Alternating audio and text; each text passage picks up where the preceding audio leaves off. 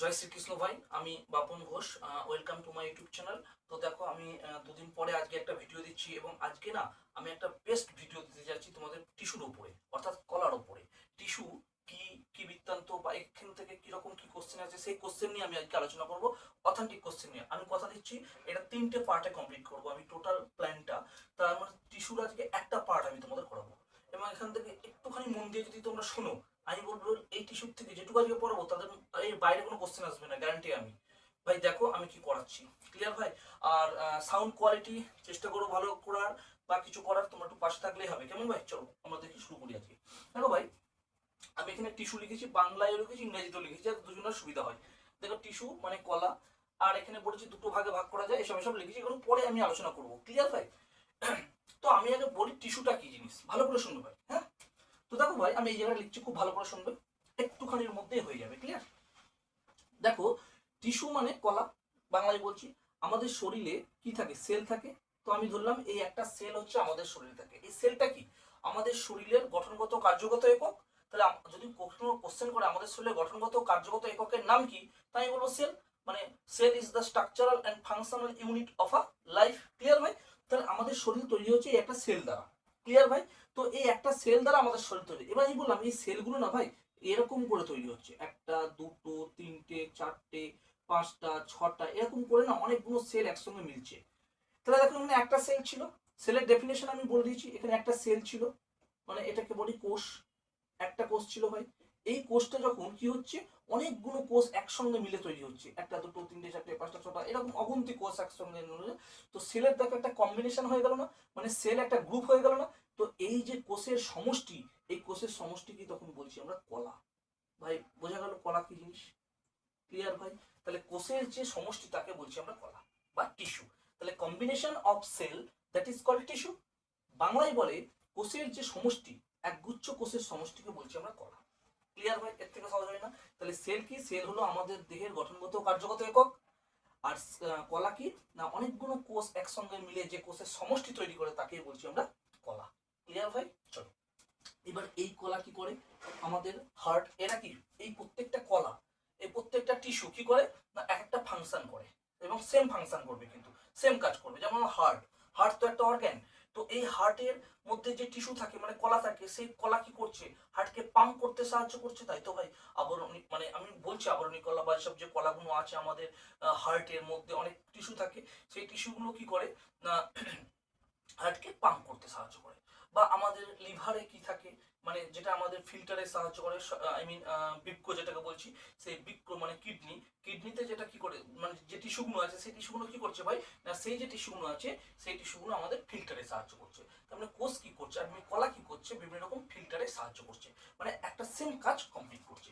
তো যখন করছে তখন তাহলে এটা নিলে কি হচ্ছে, অর্গান তৈরি হচ্ছে ভাই, হ্যাঁ কি না? বলবেন অর্গান তৈরি হলো, ঠিক আছে? তাহলে কোষ কাকে বলে বললাম, কলা কাকে বললে বললাম, আর কলার কাজ কি হচ্ছে না, একটা অর্গানকে পরিচালনা করছে। এরপরে কি হচ্ছে, একটা অর্গান সিস্টেম চালিত হচ্ছে, ঠিক আছে? তাহলে এই অর্গান এইটুকু আমি বলে দিই, আর আমাদের দরকার নেই, ঠিক আছে? তাহলে কোষ কাকে বলে বললাম, কলা কাকে বললাম, আর combination of tissue, that is called organ. এইটুকু আশা করি বুঝে গেছে তোমাদের। যদি বোঝা না যায় আমাকে বলবে, জাস্ট আমরা এইটুকুই পড়বো, আর বাকি বৃত্তান্ত কিছু নয়। এবার আমি এখান থেকে কিছু কোশ্চেনে আসছি ভাই। আমি একটা জিনিস মুছে দেবো, এই সেলটাও মুছে দেবো ভাই, ঠিক আছে? আর এই অর্গানটা মুছে দিচ্ছি, ক্লিয়ার? তাহলে এখানে কি থাকবে, কলা। এইটা নিয়ে আমি আলোচনা করছি। এই যে টিস্যু, এই টিস্যু নিয়ে যারা পড়াশোনা করে ভাই, ভালো করে শুনবে, এই টিস্যু নিয়ে যারা পড়াশোনা করে তাদেরকে বলে মানে স্টাডি অফ টিস্যু, তাকে বলে হিস্টোলজি, মনে থাকবে ভাই? তাকে বলছি কি না, হিস্টোলজি। হিস্টোলজি, ক্লিয়ার ভাই? তো হিস্টোলজি কি? Study of tissue, that is called histology. আর এই যে টিস্যু বা কলা, এই কলার কনসেপ্ট যে বিজ্ঞানী প্রথমে দিয়েছিল ভাই, মনে রাখবো, খুব মনে রাখবে কিন্তু, এই কলা বা টিস্যুর কনসেপ্ট যে সায়েন্টিস্ট প্রথম দিয়েছিল তার নাম হচ্ছে জেভিয়ার। XAVIOUR, Xavier. XAVIOUR হবে হয়তো, হ্যাঁ, জেভিয়ার। জেভিয়ার বাইচ্যাট, BICHAT, বাইচ্যাট, মনে রাখবে। কি নাম বললাম?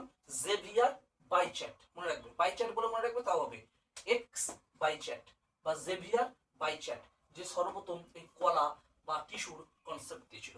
তাহলে যদি বলে কলা বা টিস্যুর কনসেপ্টটা কোন সায়েন্টিস্ট দিয়েছিল, so answer is Xavier Bichat, clear ভাই? আর combination of cell that is call tissue. আর টিস্যু নিয়ে যারা পড়াশোনা করে তাকে বলছি আমরা হিস্টোলজি। তাহলে টিস্যু কনসেপ্ট এখানে বোঝা গেছে। চলো দেখো ভাই, এবার আমি তোমাদের ক্লাসে কোনো বাজে আলোচনা করব না, কোনো এমন কিছু বলবো না যে তোমাদের ক্লাস মানে আমি মানে দেরিতে করাচ্ছি বা কথা বলে কাটিয়ে দিচ্ছি, এরকম না। মাঝে মাঝে তোমাদের সঙ্গে কথা বলবো, সেটা কি রকম, তোমাদের ভেতরের থেকে যে জিনিসটা আছে সেটাকে বাজিয়ে দেওয়ার জন্য আমি আছি, ঠিক আছে? তো থাকবো একদম একদম ভাই। চলো দেখো,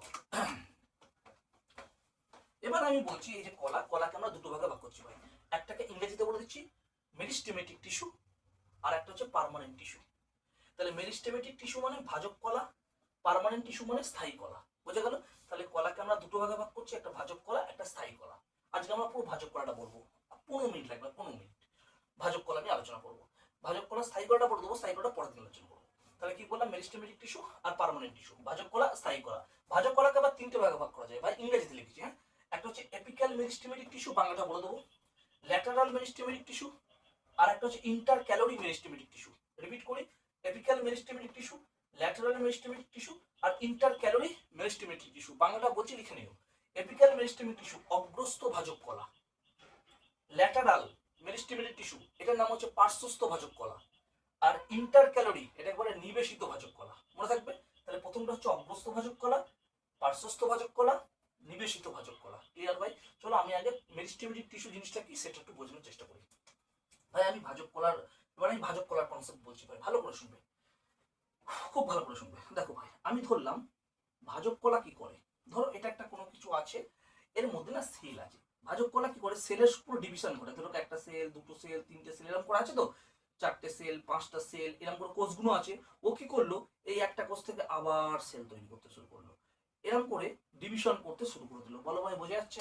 একটু বড় করে যদি আমি করি তাহলে আরো একটু ভালো করে বুঝতে পারবে কি বলছি। ধরো এই এই এবার তোমরা ভালো করে বুঝতে পারবে। ধরো এর মধ্যে কোন একটা সেল আছে, এই একটা সেল, ভাজক কলা কি করে, এই সেলটাকে আবার ভেঙে দিতে শুরু করে।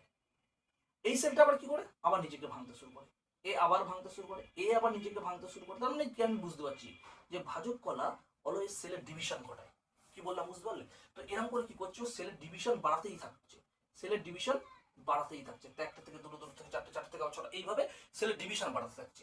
তো ভাজক কলা কি করে, অলওয়েজ সেল ডিভিশন করে। ঠিক আছে? এ কখনো বন্ধ হয় না, এর সেল ডিভিশন চালিয়েই যায়, মানে কোষের বিভাজন চালিয়ে যেতে থাকে।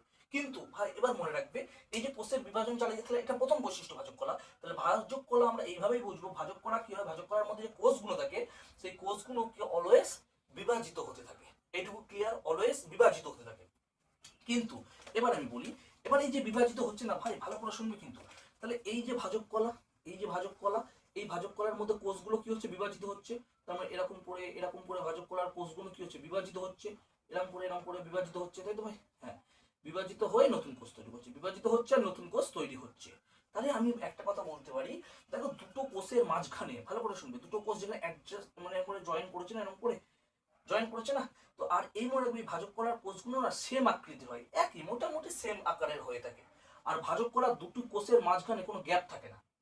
এই যে দুটো কোষের মাঝখানে, আমি ছবিটা আঁকতে পারিনি, এই দুটো কোষের মাঝখানে দেখছো না, এরকম কোনো গ্যাপ থাকে না, এরকম কোনো গ্যাপ থাকে না, এরকম কোনো গ্যাপ দেখতে পাওয়া যায় না দুটো কোষের মাঝে। ধরো এই কোষ আর এই কোষ, আর এখানে আমি আরেকটা কোষ করছি, ধরো এই একটা কোষ করলাম, এখানে একটা গ্যাপ হয়ে গেল না, এই গ্যাপটা থাকে না ভাই, ভাজক কলার মধ্যে কোনো গ্যাপ থাকে না। ঠিক আছে? তো বোঝা গেল এই যে জিনিসগুলো আমি বোঝাতে চাচ্ছি, এখন আশা করি বোঝা যাচ্ছে। এই যে দেখছো, আমি এটাকেও যদি বোঝাই, দেখো এই যে এই গ্যাপগুলো থাকে না ভাজক কলার মধ্যে। ক্লিয়ার ভাই?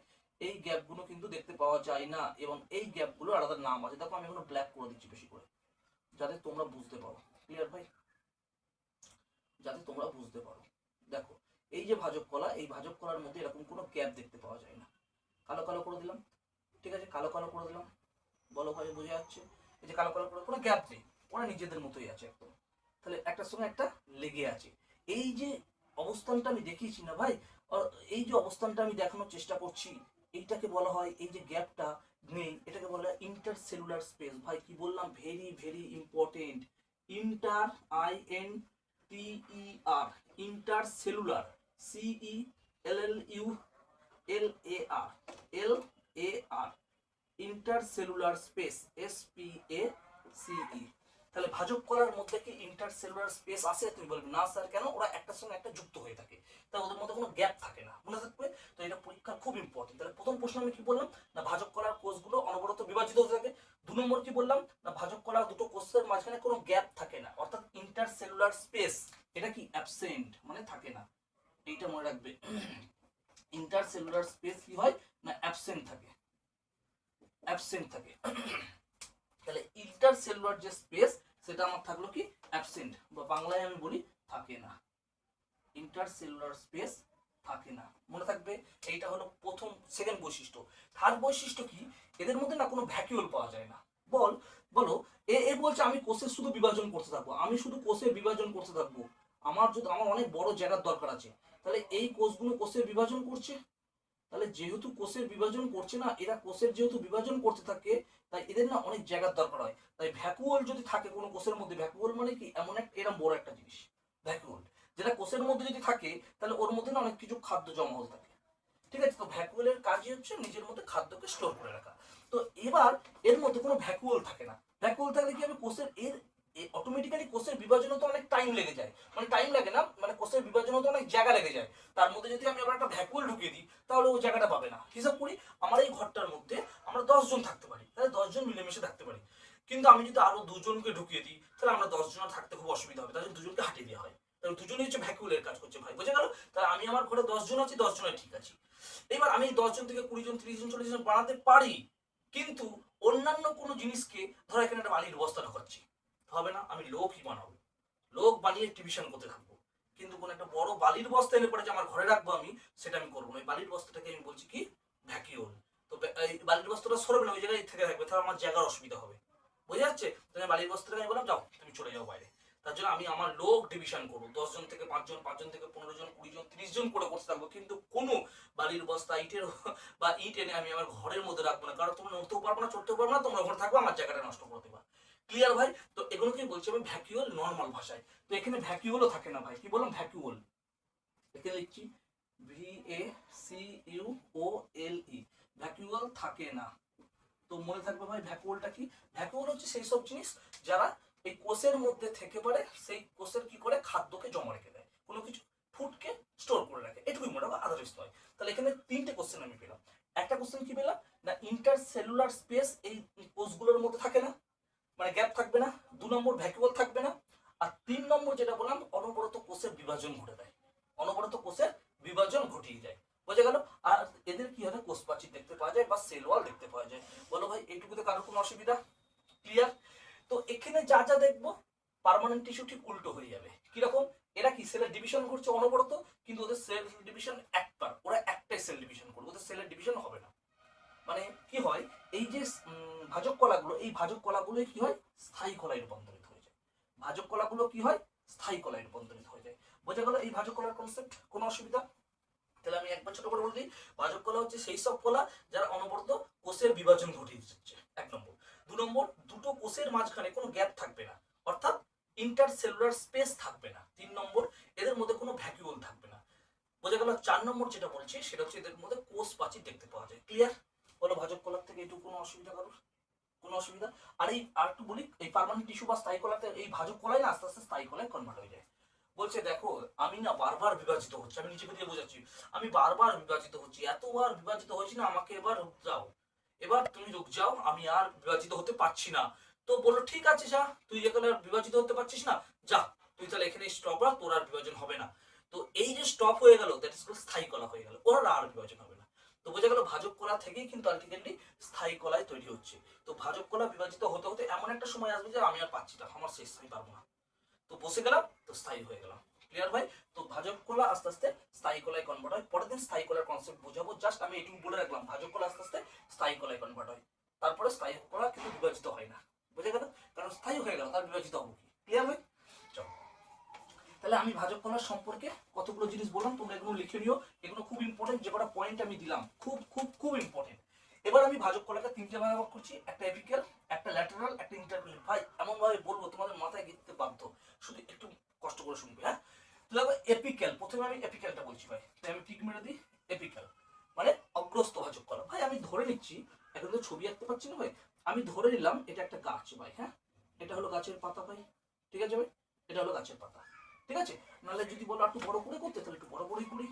তা আমি ধরে নিচ্ছি এই হলো গাছ ভাই, তাহলে এই হলো গাছের নিচে, এটা আমি বললাম শেকড় ফেকড় আছে মানে মূল, এটা হচ্ছে রুট ভাই। হ্যাঁ ঠিক আছে, এগুলো হচ্ছে রুট। আর এখানে হলো ভাই এই জায়গায় এরকম কিছু পাতা আছে। হ্যাঁ ভাই এরকম কিছু পাতা এখানে দেখতে পাওয়া যাচ্ছে, এখানেও আছে এখানেও আছে, আমি ধরে নিলাম। ঠিক আছে ভাই, আমি ধরে নিচ্ছি, ধরে রাখো এরকম পাতা আছে। ঠিক আছে ভাই, এরকম পাতা আছে। ঠিক আছে ভাই, পাতা আছে, বা তোমরা এখানে আরেকটা করে নিতে পারো এরকম। ঠিক আছে, ছবি আঁকলে এই ক্লিয়ার হয়। তো এই যে পাতাগুলো আমরা দেখতে পাচ্ছি, তাহলে আমরা দেখছি এটা হচ্ছে কি মাটির পোর্শন, এটা হচ্ছে মাটির পোর্শন। ঠিক আছে, এপিক্যাল, এপিক্যাল মানে কি একদম টিপ না, অগ্রভাগ। এই যে পেন, এই যে মার্কারটা, এই মার্কারটার এপিক্যাল, এপিক্যাল মানে একদম উপরের ভাগটা বোঝায়। ঠিক আছে, আবার এইটা যদি টোটাল মার্কার হয় এর নিচেরটাও কিন্তু বটম বলবো, কিন্তু এটাও তো সে একদম লাস্ট ভাগ, তো এটাকে এপিক্যালি বলা হয়। ক্লিয়ার ভাই? তো আমি বলছি গাছ, এই যে গাছ, গাছের একদম এই যে মাটির ওপরে যে পোর্শনটা থাকে না, এটাকে বলে শুট, আর নিচে যেটা থাকে তাকে বলা হয় রুট। মনে থাকবে? তো দেখো ভাই, এই যে পোর্শনটা, অর্থাৎ এই যে শুটের পোর্শনটা, এই টোটালটা তো শুট। ক্লিয়ার কি ক্লিয়ার নয়? আর এই টোটালটা কি, এগুলো রুট, এগুলো রুট তো ভাই। তাহলে রুটের একদম অগ্রভাগ এটা, আর শুটের একদম অগ্রভাগ কি এটা? তুমি বলবে হ্যাঁ। তাহলে শুটের অগ্রভাগ এইগুলো, এইগুলো, আর রুটের অগ্রভাগ এইগুলো। বলো এইটুকু বুঝতে পারছো? তো এপিক্যাল ডমিনেন্স, সরি, এপিক্যাল মানে অগ্রস্থ ভাজক কলা এই জায়গায় থাকে, একদম গাছের উপরের ভাগে, আবার একদম গাছের নিচের ভাগে, মানে রুটের মধ্যে, মূলের একদম অগ্রভাগে থাকে। তাহলে আমি বুঝতে পারলাম কোথায় থাকে এই অগ্রস্থ ভাজক কলা, একদম গাছের উপরের পোর্শনে যাকে আমরা শুট বলছি, আর একদম মূলের শেষ ভাগে যাকে আমরা রুট বলছি। তাহলে যদি একদম উপরে থাকে তখন তাকে বলবো শুট, আর যদি একদম নিচে থাকে তাকে বলবো রুট সিস্টেম। তাহলে এটা কি করছে, এদের হাইট বৃদ্ধি করতে সাহায্য করে। রুটের ক্ষেত্রে রুটের হাইট বৃদ্ধিতে সাহায্য করবে, আর শুটের ক্ষেত্রে শুটের হাইট বৃদ্ধিতে সাহায্য করবে। তাহলে এই যে এপিক্যাল যেটা আমি বললাম, তাহলে এপিক্যাল একটা শুট হচ্ছে মেরিস্টেমেটিক টিস্যু, আর একটা হচ্ছে রুট মেরিস্টেমিক টিস্যু। বলো এটুকু বোঝা গেছে? তাহলে এই যে এপিক্যালটা, এপিক্যালের পোর্শনটা আমি এখানে বোঝানোর চেষ্টা করলাম। ক্লিয়ার ভাই? ক্লিয়ার? এপিক্যাল, তাহলে এপিক্যাল ভাজক কলা কোথায় থাকছে, একদম কাণ্ড মানে শুট, শুটের একদম অগ্রভাগে, আর রুটের একদম অগ্রভাগে থাকছে। আর এদের কিসে সাহায্য করছে ভাই? হাইটে, হাইট বৃদ্ধিতে সাহায্য করে, হাইট বৃদ্ধিতে সাহায্য করে, হাইট বৃদ্ধিতে সাহায্য করে। তাহলে বলো এখানে কারোর কোনো অসুবিধা? তাহলে বোঝা গেল এটা হাইট বৃদ্ধিতে সাহায্য করছে, কার? শুটেরও হাইট বৃদ্ধিতে সাহায্য করছে, কার? রুটেরও হাইট বৃদ্ধিতে সাহায্য করছে। তাহলে পরীক্ষা দেবে কোন প্রকার ভাজক কলা রুটের রুটের বৃদ্ধিতে সাহায্য করে, এপিক্যাল বা অগ্রস্থ। কোন প্রকার ভাজক কলা শুটের বৃদ্ধিতে সাহায্য করে, তো আমরা বলবো এপিক্যাল বা অগ্রস্থ ভাজক কলা। ক্লিয়ার? ক্লিয়ার? ক্লিয়ার? হাইট বৃদ্ধিতে বোঝা গেছে? চলো, তাহলে এই হয়ে গেল আমাদের এপিক্যাল মেরিস্টেমেটিক টিস্যু বা অগ্রস্থ ভাজক কলা। দেখো ভাই, খুব ভালো করে পড়ো, এই 2024 না প্রচুর প্রচুর ফর্ম বেরোবে। তো এগুলো বিশেষ করে রেল থেকে শুরু করে সমস্ত, আর গ্রুপ ডি, পঞ্চায়েত, তোমরা বুঝতে, পুলিশের তো শেষ নেই, সব ভ্যাকান্সি বার করছে। তো এগুলো কিন্তু খুব ভালো করে পড়তে হবে। এক নম্বর হয়ে গেল। এবার দু নম্বর হচ্ছে ল্যাটারাল। ভাই ভালো করে শুনতে হবে, ল্যাটারালটা কি বলতে চাইছি। ল্যাটারাল মেরিস্টেমিক টিস্যু, আমি বলতে চাইছি এটা হলো একটা গাছ, তাহলে এইটা পোর্শনটা সেই একই পোর্শন, রুট, আর এখানে পাতা আছে, আমি একটাই পাতা আঁকছি। তাহলে এবার আমি কি করলাম, একটা ছুরি নিলাম, একটা ঝাড়ালো ছুরি নিলাম, ছুরি নিয়ে গাছটাকে এখান থেকে আমি কেটে দিলাম, কেটে দিলাম। তো কেটে দিয়ে দেখলাম এইটুকু একটা পোর্শন, এই পোর্শনটা এসছে, কাটা পোর্শনটা। এবার আমি মাইক্রোস্কোপে যদি দেখবো, ঠিক আছে, তো এর মধ্যে, এর মধ্যে যেটা থাকবে সেটা হচ্ছে মেরিস্টেমেটিক ভাজক কলা, সরি ল্যাটারাল ভাজক কলা। মনে থাকবে, ল্যাটারাল মেরিস্টেমেটিক টিস্যু।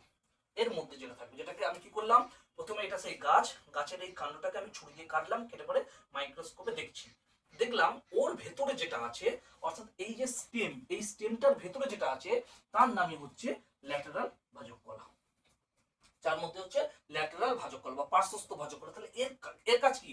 এর কাজ হচ্ছে ল্যাটারাল ভাজক কলা, গাছের গুড়ি দেখবো অনেক মোটা হয় না, এরকম মোটা হয়ে যায় না, ওই মোটা হতে সাহায্য করে, গাছের গুড়িটা যত মোটা হবে সেই মোটা হতে সাহায্য করছে যে, তার নামই হচ্ছে ল্যাটারাল মেরিস্টেমেটিক টিস্যু। তাহলে গাছের গুড়ি মোটা হচ্ছে মানে থিকনেসটা বৃদ্ধি পাচ্ছে, তাহলে থিকনেস বৃদ্ধিতে সাহায্য করে, থিকনেস বৃদ্ধি বৃদ্ধিতে সাহায্য করে, থিকনেস বৃদ্ধিতে সাহায্য করে, মনে থাকবে ভাই। তাহলে থিকনেস বৃদ্ধিতে সাহায্য করে কে, সেটা আমি ছোট ছোট করে বলে দিচ্ছি, হাতে লেখা বুঝতে না পারলে আমি বলে দিচ্ছি। থিকনেস বা বেদ, গাছের যে টোটালটা, মুটু মুটু, আমরা মোটা হয়ে যাচ্ছি না, সেই যে আমি যদি মোটা হয়ে যায়, সেই মোটা যেটা বলছি সেটা কে করছে, এই ল্যাটেরাল মেরিস্টেমেটিক টিস্যু। তো পরীক্ষা ডিরেক্ট বলবে যে কোন মানে কোন প্রকার ভাজক কলা থিকনেস বৃদ্ধিতে সাহায্য করে, বা এরকম ব্রেথ যাকে বলি, ব্রেথ বা মোটা হতে সাহায্য করে। তো অ্যান্সার আমি করে দেবো ল্যাটেরাল মেরিস্টেমেটিক টিস্যু। ঠিক আছে। আর এই ল্যাটারাল মেরিস্টেমেটিক টিস্যু, তাহলে বোঝা গেছে, কাজটা বুঝিয়ে দিলাম কি করে, না থিকনেস বৃদ্ধিতে সাহায্য করে, বা ব্রেথ মানে বেদ বৃদ্ধিতে সাহায্য করে। ক্লিয়ার ভাই? এবার আমি বলতে চাইছি এই ল্যাটারাল মেরিস্টেমেটিক টিস্যু না আরেকটা নাম আছে, সেটা বলে রিং মেরিস্টেমেটিক টিস্যু। ভাই এখানে আমি লিখে দিচ্ছি, এই ল্যাটারাল মেরিস্টেমেটিক টিস্যুর আরেক নাম কি বললাম ভাই, ring, RING, ring meristematic tissue. Meristematic tissue আমি আর পুরো লিখলাম না ভাই, হ্যাঁ। তো ল্যাটারাল মেরিস্টেমেটিক টিস্যুর আরেক নাম হচ্ছে রিং মেরিস্টেমেটিক টিস্যু। পরীক্ষা আসতে পারে নিবেশিত ভাজক কলার আরেক নাম কি, তো ভাই নিবেশিত ভাজক কলার আরেক নাম হচ্ছে রিং, মানে বলয়ের মতো একটা, হ্যাঁ। তো রিং ভাজক কলা বা রিং মেরিস্টেমেটিক টিস্যু, মনে থাকবে ভাই। তো এই হয়ে গেল ল্যাটারাল ভাজক কলা। ক্লিয়ার ভাই? বুঝতে পেরেছো? আর লাস্ট আমি যেটা আসবো সেটা হচ্ছে সব থেকে ইম্পর্টেন্ট, সেটা হচ্ছে ইন্টার ক্যালোরি। এই দেখো ইন্টার ক্যালোরি মেরিস্টেমেটিক টিস্যু বা নিবেশিত ভাজক কলা, এটা কি জিনিস? ইন্টার ক্যালোরি, এটা সব গাছে দেখতে পাওয়া যায় না, ঠিক আছে। এগুলো সেই সব গাছ যেমন আখ জাতীয় বা বাঁশ জাতীয় যেসব গাছগুলো আছে না, সেই সব গাছের ক্ষেত্রে না আমরা ইন্টার ক্যালোরি ভাজক কলাকে লক্ষ্য করতে পারবো। কি বললাম? আখ বা ঘাস জাতীয় যত আছে এরকম টাইপের, বাঁশ, হ্যাঁ, আখ, এগুলোর ক্ষেত্রে বেশি দেখতে পাই। কেন? দেখো, আমি যদি একটা বাঁশের ছবি আঁকি বা যে কোনো একটা ছবি আঁকতে পারি, খুব ভালো করে বুঝিও ভাই, এটা খুব ইন্টারেস্টিং। ধরো এটা সে আঁক, তাই তো ভাই। তা আঁকের তো এরকম গাঁট গাঁট থাকে না, একটা গাঁট এরকম করে, আবার দূর দূর করছি, দুটো গাঁট, এরকম একটা, তিনটে গাঁট, এরকম গাঁট থাকে। তো তো বললো হ্যাঁ স্যার থাকে। তো হয়েছে কি, এই গাঁটের কি হবে? তো এই গাঁটগুলো দেখতে পাওয়া যাচ্ছে, তোমরা বুঝতে পারছো? হ্যাঁ। তা আমি বলতে চাইছি এই যে গাঁটগুলো তৈরি হচ্ছে, তাহলে এখান থেকে সেই গাছপালা ডালগুলো তৈরি হচ্ছে, এখান থেকে সেই পাতা বেরোচ্ছে, তাই তো, এখান থেকে সেই পাতাগুলো বেরোচ্ছে, হ্যাঁ কি না? আমি ধরে নিলাম এখান থেকে সেই পাতাগুলো বেরোচ্ছে, সেই বাঁশ গাছ হোক আখ গাছ হোক, এই পাতাগুলো এখান থেকে বেরোচ্ছে। ভালো করে শুনবে ভাই, খুব ভালো করে শুনবে, এগুলো বেরোচ্ছে। এবার আমি বলছি এই যে গিটগুলো, গিটগুলো বুঝতে পারছো? এই যে গিটগুলো, এই যে গিটগুলো, এই যে গিটগুলো, এই গিটগুলোকে বলা হয় নোড, NODE, নোড। ঠিক আছে? তন্ত নয়কর ডট, নোড, মনে থাকবে। আর ভাই তাহলে এটাও কি ভাই? এটাও নোড। তুমি বলবে স্যার ওটা যদি নোড হয় তাহলে এটাও তো নোডই হবে। আমি বলবো হ্যাঁ তাই, ঠিক, একদম সঠিক কথা। ওটা নোড হলে এটাও নোড। আর এই মাঝখানে যেটা আছে না, অর্থাৎ এখান থেকে এইটুকু পোর্শন, এই দুটো নোজের মাঝখানে যে পোর্শনটা আমরা খাই, আখের আখের যে পোর্শনটা খাচ্ছি, সেটাকে বলছি ভাই ইন্টার নোড। ভাই ভালো করে শুনবে, এটাকে বলছি আমরা ইন্টার নোড, ইন্টার নোড, এটাকে বলছি আমরা ইন্টার নোড, INTERNODE, মনে থাকবে। এটাকে বলছি আমরা ইন্টার নোড, ওপরটাকে নোড, এটাকেও নোড, আর মিডলটাকে বলছি ইন্টার নোড। এবার এই যে ইন্টার ক্যালোরি টিস্যুটা, এই ইন্টার ক্যালোরি টিস্যুটা এই নোডের উপরে থাকে। এই যে নোড বললাম, এগুলোকে নোড বলছি। এই নোডের উপরে এই টিস্যুগুলো এরকম করে সাজানো সাজানো থাকে। এই নোডের উপরে থাকতে পারে এই টিস্যুগুলো, এই নোডের উপরে থাকবে এরকম করে টিস্যুগুলো, এই নোডের উপরে টিস্যুগুলো থাকবে। বোঝা গেল? এই যে নোডগুলো আছে, এই নোডের উপরে টিস্যুগুলো থাকবে। কোন টিস্যুগুলো থাকবে? এই ইন্টার ক্যালোরি টিস্যুগুলো থাকবে। মানে ইন্টার ক্যালোরি বা কি বলে বাংলায়, নিবেশিত ভাজক কলাটা থাকবে ওই নোডের উপরটায়। এইবার নোডের উপরে যখন থাকছে তাহলে কি কাজ করবে? এই যে দেখছো না এই পোর্শনটা, এই যে ইন্টার নোড, এই ইন্টার নোডের দৈর্ঘ্য বৃদ্ধি করে দেবে, ইন্টার নোডকে বৃদ্ধিতে সাহায্য করবে, লেন্থে বৃদ্ধি সাহায্য করবে। অর্থাৎ এই আঁকটা এখান থেকে এইটুকু আছে, এটা আরো বড় করে দিল। তাহলে এর কি, এই ইন্টার নোডের বৃদ্ধিতে সাহায্য করে এটা। মানে ইন্টার নোড হচ্ছে এখান থেকে এইটুকু, এই ইন্টার নোডের বৃদ্ধিতে সাহায্য করে দেবে। তাহলে নিবেশিত ভাজক কলা বা ইন্টার ক্যালোরি মেরিস্টেমেটিক টিস্যুর কাজই হচ্ছে ইনক্রিজ অফ ইন্টার নোড। ঠিক আছে? তাহলে কি করছে না, ইন্টার নোডের বৃদ্ধিতে সাহায্য করে। ভালো করে শোনো, ইন্টার নোডের ইন্টার নোডের ইন্টার নোডের বৃদ্ধিতে সাহায্য করে, বৃদ্ধিতে সাহায্য করে। পরীক্ষায় ডিরেক্ট প্রশ্ন করবে কোন প্রকার ভাজক কলা ইন্টার নোডের বৃদ্ধিতে সাহায্য করে। তো আমরা বলবো ইন্টার ক্যালোরি ভাজক কলা। ক্লিয়ার ভাই? তো এই হলো টোটাল কনসেপ্টটা। এতে ইন্টার এখনো শেষ হয়নি, বোঝা গেল এইটুকু? তাহলে ইন্টার নোডের বৃদ্ধিতে সাহায্য করে বা লেন্থের বৃদ্ধিতে সাহায্য করে। এইটা লেন্থের বৃদ্ধিতে সাহায্য করে। তোমরা লেন্থও লিখতে পারো, তোমরা লেন্থও লিখতে পারো। লেন্থের মানে দৈর্ঘ্য বৃদ্ধিতে সাহায্য করে। ইন্টারনেটের দৈর্ঘ্য বৃদ্ধিতে সাহায্য করে। ইন্টারনোডের দৈর্ঘ্য বৃদ্ধিতে সাহায্য করে। তো ক্লিয়ার ভাই? আশা করি এই জিনিসটা বোঝা গেছে। যদি বোঝা না যায় একবার পজ করে নিও, ভালো করে দেখবে, আমি পুরো সুন্দর করে বুঝিয়ে দিচ্ছি।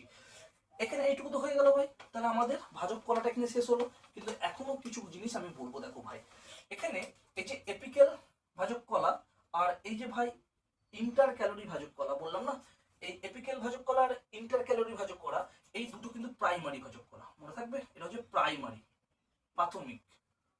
এটা হলো প্রাইমারি ভাজক কলা বা মেরিস্টেমেটিক টিস্যু। আমি আর লিখলাম না ভাই, হ্যাঁ, প্রাইমারি ভাজক কলা।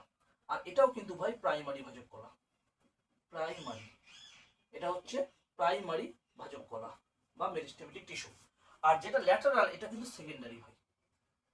এটা হচ্ছে সেকেন্ডারি মেরিস্টেমেটিক টিস্যু হয়। Secondary meristematic tissue, secondary meristematic tissue. মনে থাকবে? তাহলে যদি কখনো প্রশ্ন আসে এপিক্যাল, ল্যাটারাল আর ইন্টার ক্যালোরি এর মধ্যে সেকেন্ডারি কোনটা, তো তোমরা চোখ নাক কান বুঝবে ল্যাটারাল হলো সেকেন্ডারি, আর প্রাইমারি কোনটা?